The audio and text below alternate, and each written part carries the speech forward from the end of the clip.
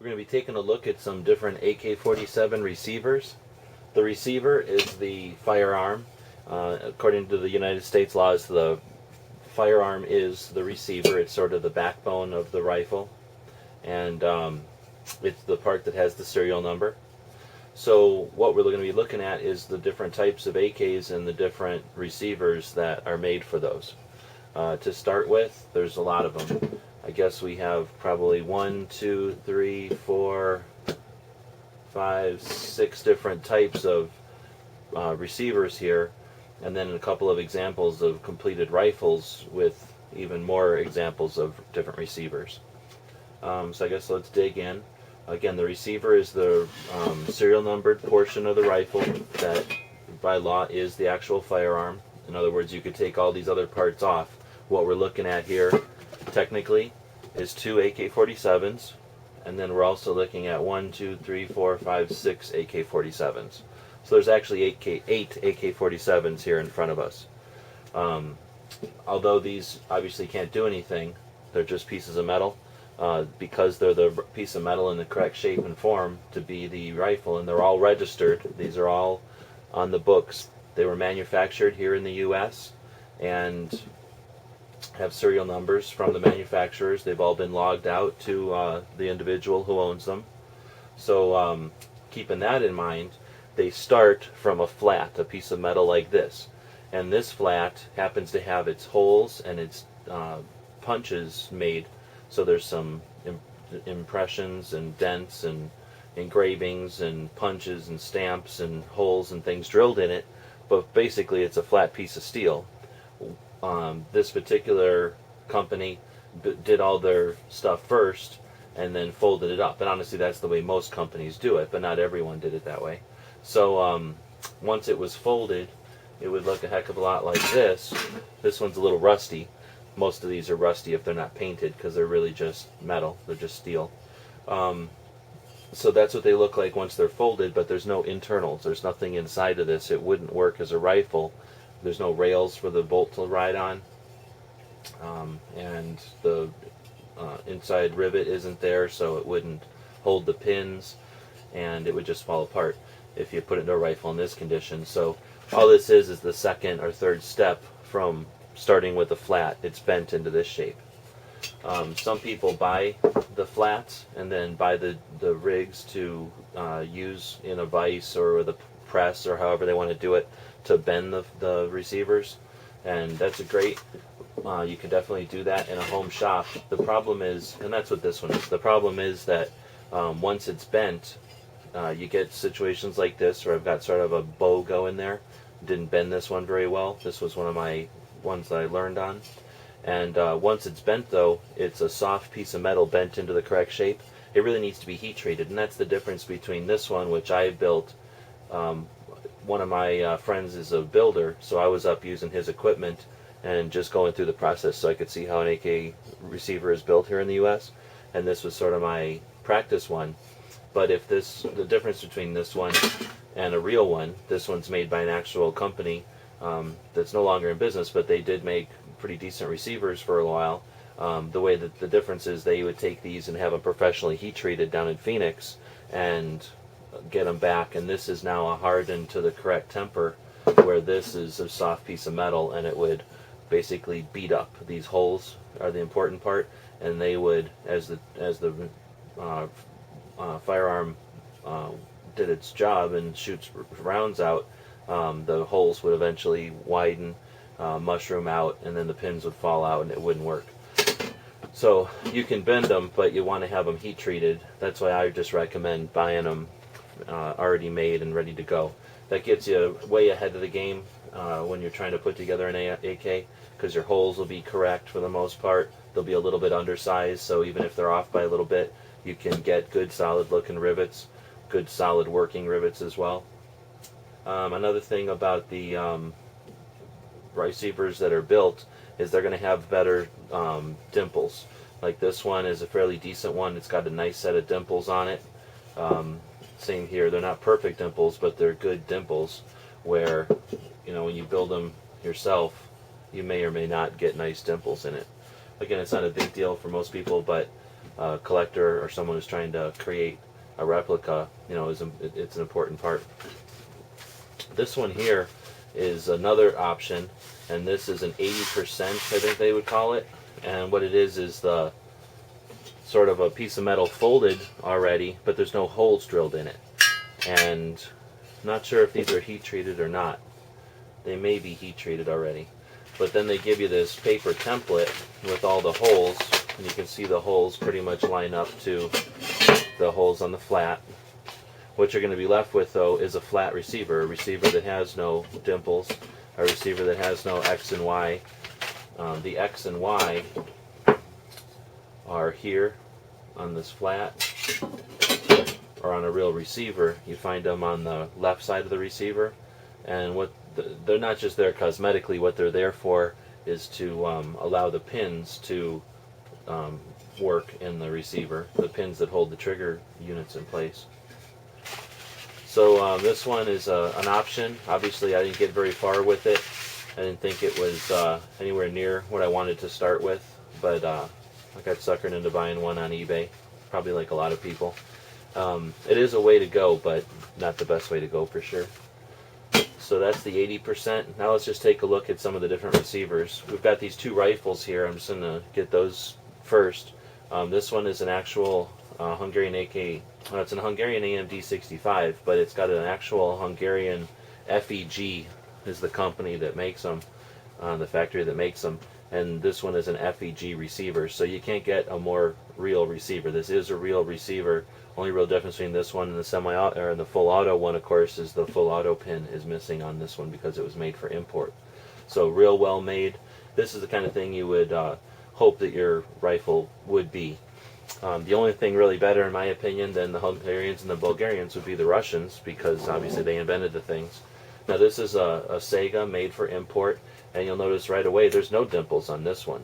And for whatever reason, they just didn't put dimples on for a while there. And it's obviously it's not a necessary part, but it does change the look of the rifle pretty significantly. Now this one was again made in Russia, so you know, very, very well made. A good example of you know, how you'd like your receiver to look if you did it perfectly. Back here you'll see that there's the Comm block optics rail, and that's attached through two holes that none of these actually have. Usually you put your rifle together first and then you add this. The trick is, of course, getting your optics rail in perfect line with your barrel, and if you don't do that correctly, then there's no point even putting this on. So these can be put on by a competent builder here in the US, but in my book, I'd much rather have one put on at the factory, you know, with whatever tools and jigs they do to make these, you know, 100% in line with the barrel, so that when you're mounting an optic on there, it's actually going to be an effective optic. So that's a Sega receiver made in Russia in the Izmash factory, and this is a Hungarian FEG receiver. The rest of these are various manufacturers here in the United States, and again, we're looking at some of the options there. This one that I've been using as an example is a typical AKM, a typical AK47 receiver. What that means is it's got the typical 2 and 1 pattern up front, as both of these rifles do. The difference would be on some of the Chinese rifles, that they have a different front trunnion pattern. On the back, it's got the typical AKM rivets, and that holds in the rear trunnion that accepts the typical AKM stocks. You'll notice on this one it uses a different style rear, so it has a separate receiver, and this is the Amd receiver, and the difference is in the back here. From here forward it's basically exactly the same, but back here the difference is that instead of having the typical AKM rivets, holes, and pattern, it's got the Amd notch, and then the Amd trunnion is shaped a little differently, so its rivets are in different places. So that's what we're looking at back there, is the difference between the slot and the rivet patterns. So that's the Amd 65 and the typical Amd, or excuse me, the typical AKM. Next we've got a couple of options for underfolders. And underfolders, you'll see, are much different. They've got a much more complicated underfolding stock assembly, and because there's so much of the receiver that's got holes drilled, so there's so much receiver removed, they typically have these plates installed to add strength, so that if you're holding it by the pistol grip with the stock folded, the receiver doesn't buckle and fold on you. These two are very similar. They're basically made by the same company. Again, it's no longer a business up in Arizona here, but the real difference between the two, one of the only differences between the two, is on the trigger pin. You'll notice on the one that's still raw metal, I'm going to try to zoom in on this.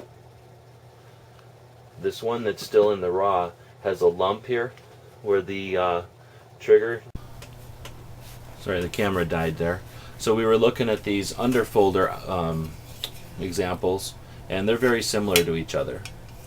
Next up would be the side folder, and this one needs a button here. Well, it actually needs a button here and a place for the lock to shift out of. So, and then the stock's going to fold to the side, and what you're left with is a latch up here.